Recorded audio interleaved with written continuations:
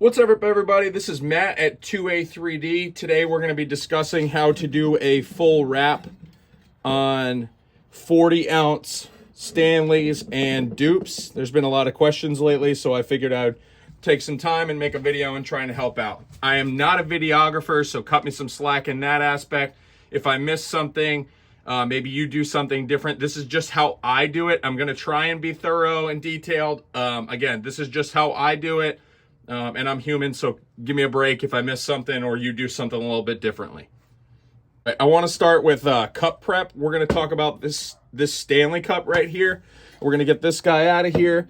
We're going to talk about the Stanley specifically because it has this logo.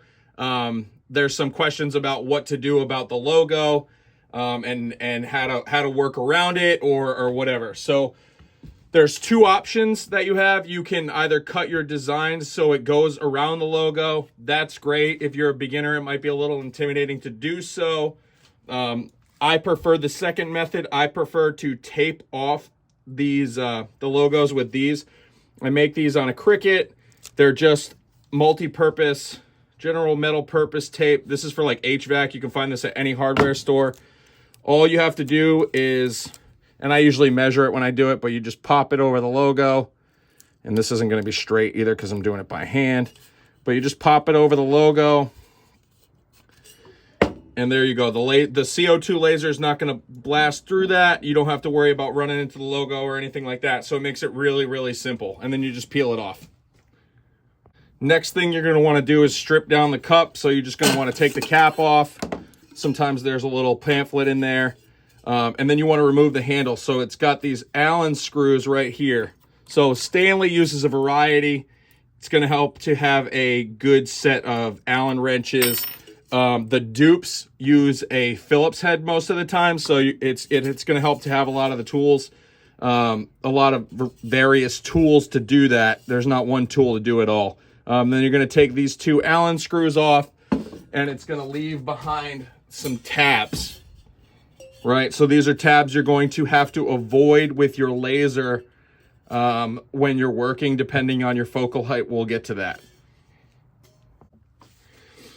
All right, so I want to jump ahead a little bit because my camera's set up. So we're going to run what's called a tape test to make sure our seam lines up properly. To do that, I'm going to want to put some tape. I always use the tabs as my seam on my wrap. One, if it's ever off a little bit, it's a lot more forgiving than having it, say, in the middle or the back of the cup. Your handle is going to cover about half of it anyway. So, and it's always good practice just to find that common spot. And the tabs are a beautiful place to put your seam rather than have it in the middle. I mean, because even if you're off a little bit, even if your seam does line up all the way, sometimes you can see it and you'll get a line. So doing it on the seam where the tabs are is a lot more forgiving. So all I'm going to do is put a 2-inch thing of tape right here, and we're going to run our design and make sure that it meets up properly. We're going to do that in Lightburn. I just wanted to get that cup ready for that while my camera's still set up.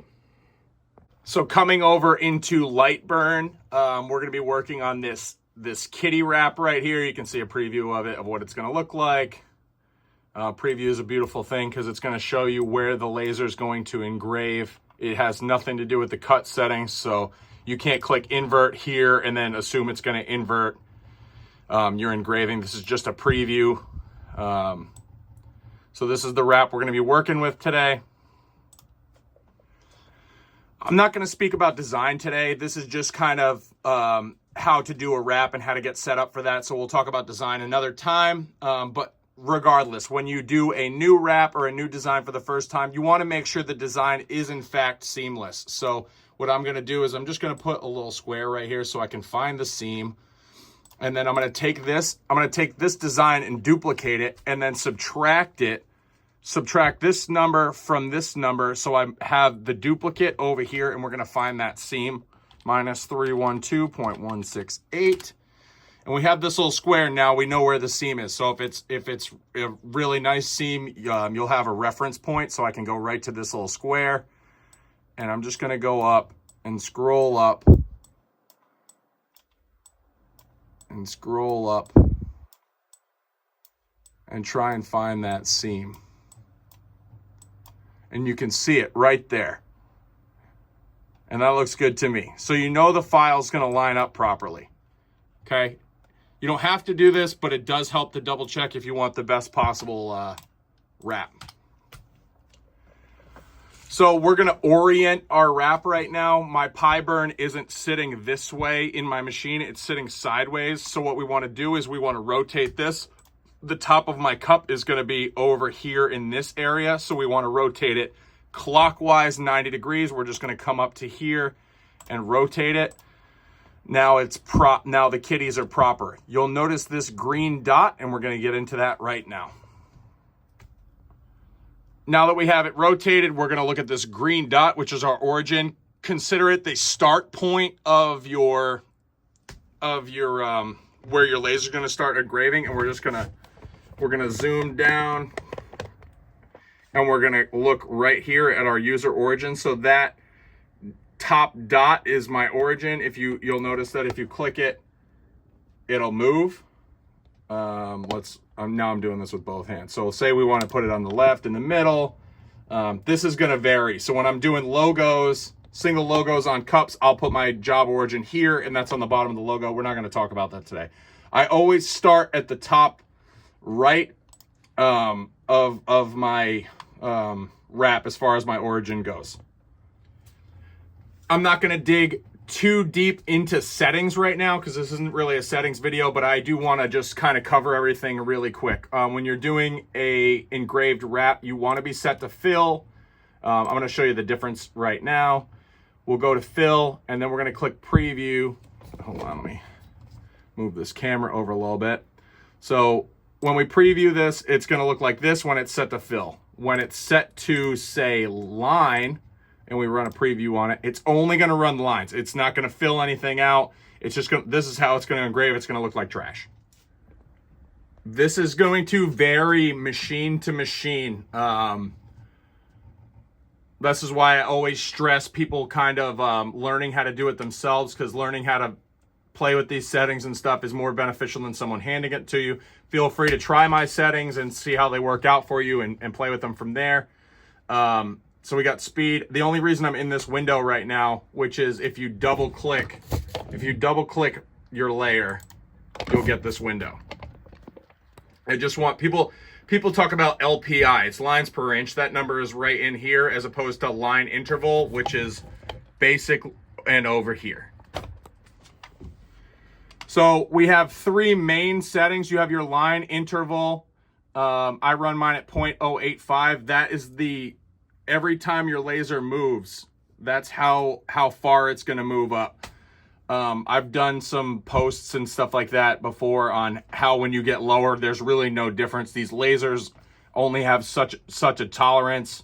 It's really gonna depend. It's something you're gonna have to play with, but it's the distance that the laser moves per each line that it engraves. Speed, you can play with. That's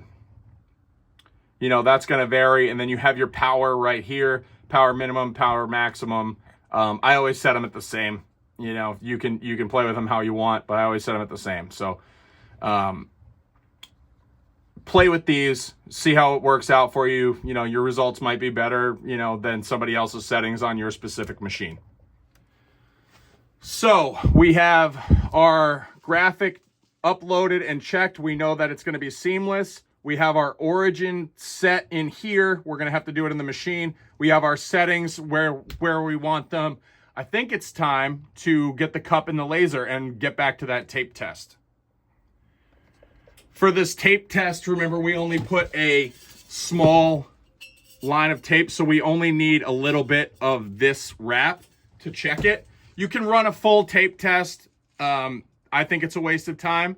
Again, what I do is different than everybody else's. So all I'm going to do here, because I only want the top and the bottom of the wrap, is I'm just going to draw this box, and I'm going to come in here and select the graphic first, the box second, and come up to, let me see if I can move this. We're going to go tools, and we're going to go cut shapes, and it's just going to cut where that box was, and then we can delete this. So now we only have the top and the bottom.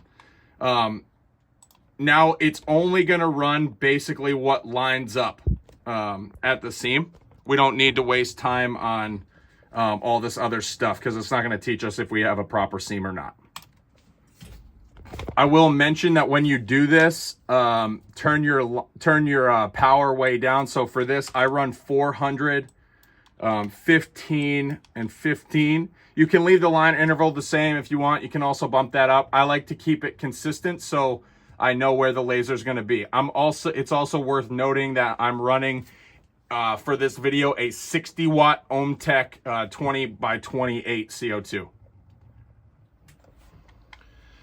Also, I forgot to mention, guys, we want to come up to Laser Tools and get your rotary set up. You want to enable your rotary, and you want to do your steps per rotation. That's going to be another video. We'll do another video on that, but you want to do your steps per rotation to make sure you have a seamless wrap as well. You put in your cup diameter right here. I always use 99.5 for Stanleys and 40 ounce dupes, and then you get your circumference right here. Which is what you can actually use to help you design and stuff. How do I know if my laser head is straight to the rotary, which leads to straight on the cup? Well, there's a pretty easy way to do that. I don't know how other people do it. I use a test cup because I have a ton of these around. All I'm going to do is just get this in here real quick.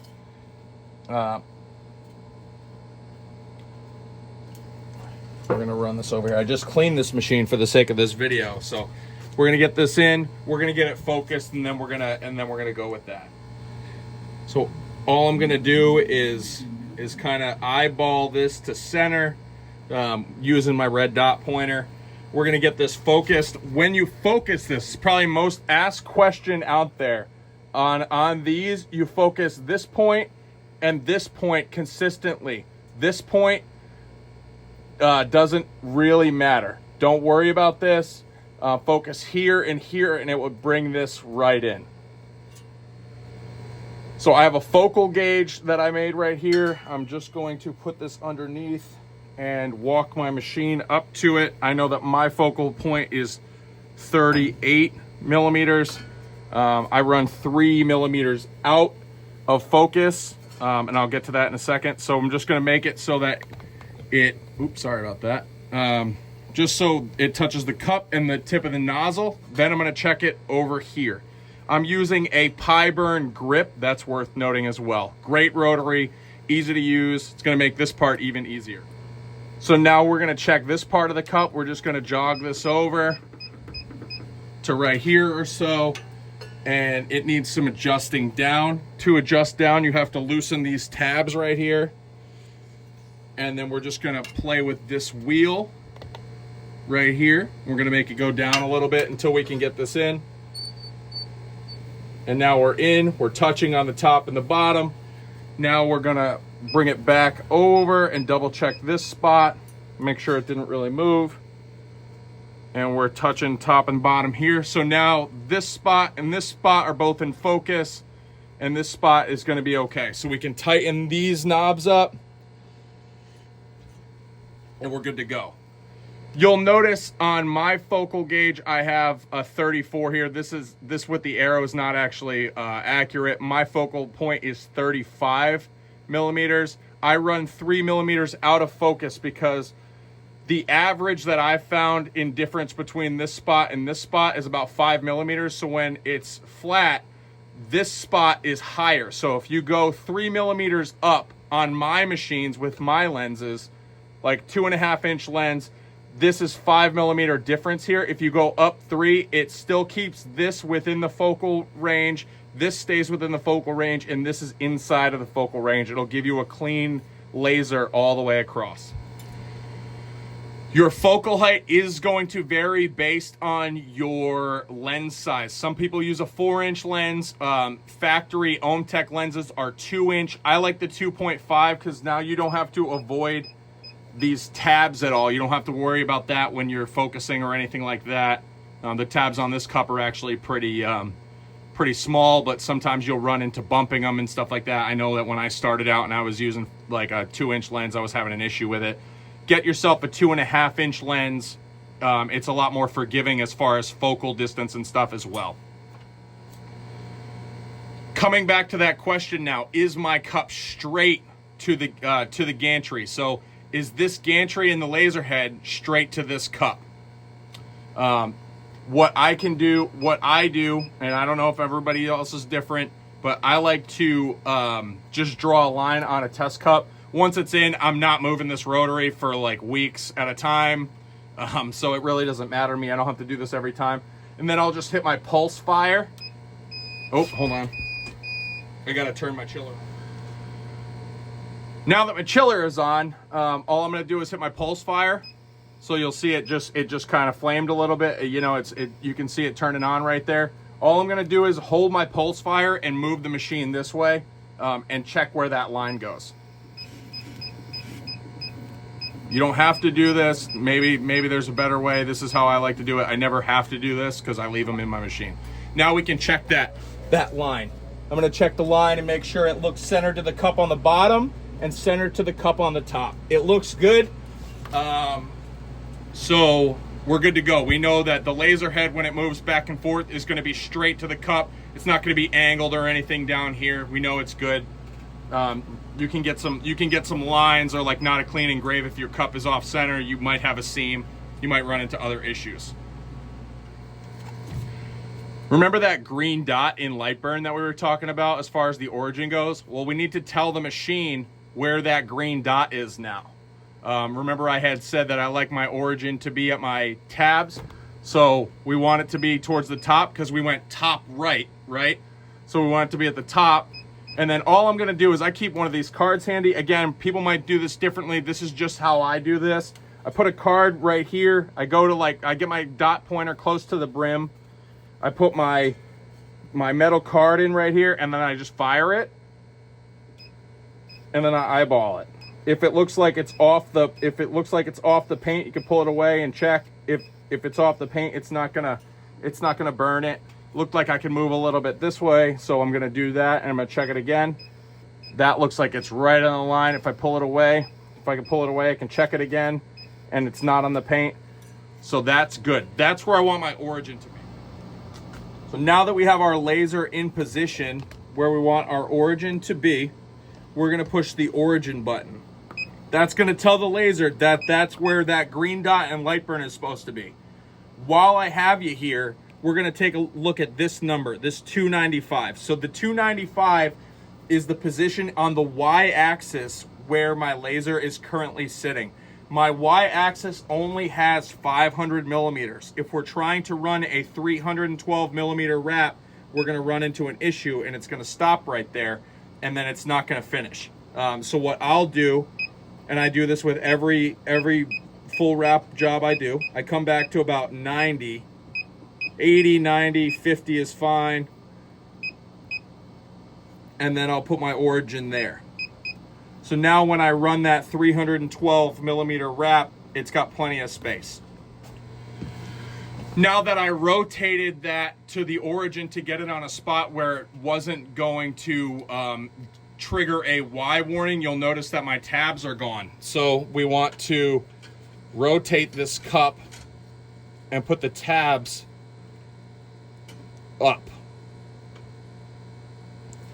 So that's good now. So now with the origin set in Lightburn and on my machine, this is where my seam is going to be. Now we're gonna take our taped cup, we're gonna pop it in.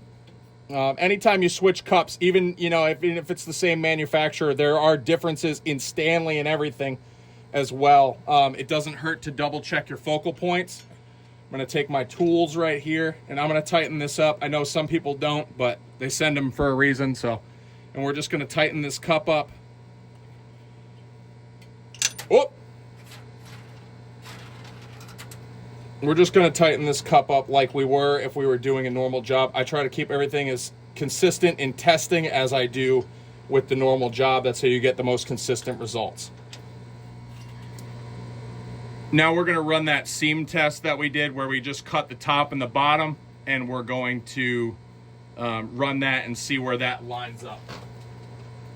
So I'm just gonna set it and let it go.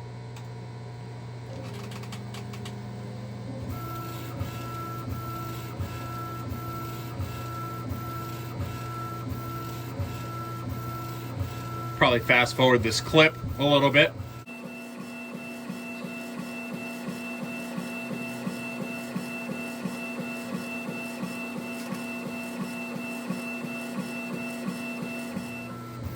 So it skipped all the main wrap stuff, so you don't have to wait that whole time.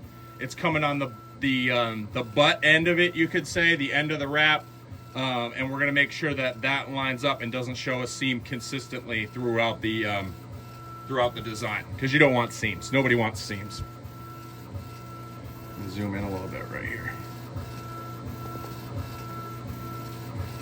Doing it this way saves you a whole bunch of time. You don't have to you don't have to wait 40 minutes or a half hour for a basic test just to see if you're going to get a seam or not.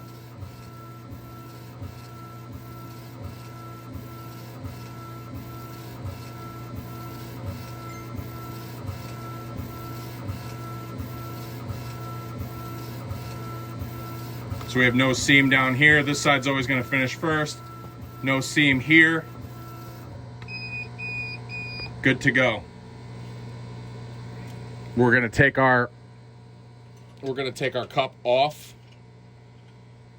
and check it.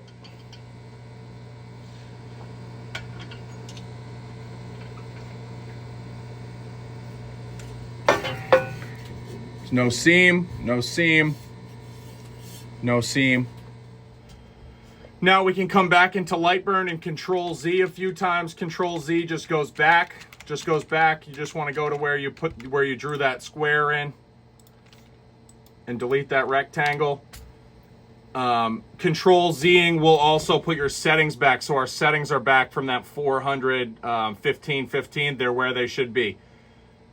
You should be okay to put your cup back in where it was with the tabs facing up and run that design, and everything will be good. You'll have a seamless design, no problem. All right, guys, so in closing, if you've made it this far in the video, I appreciate you watching. I hope it helped you out a little bit. If you have any questions wherever this video is posted, whether it's YouTube, in the laser group or whatever, feel free to drop questions, comments. Again, I'm not a videographer. I was just trying to help out a little bit. And I hope to see you guys doing wraps. And I hope this helped you, you know. These are pretty basic ones, and yeah, just let me know. Steps per rotation, we'll do another video on that at some other point, but I wanted to kind of keep this video as brief as possible and kind of cover as much as we could at one time. And I kind of think that I did a decent job giving you a broad spectrum of 40-ounce tumblers. So again, if you've made it this far, thanks for watching, and Happy New Year, everybody.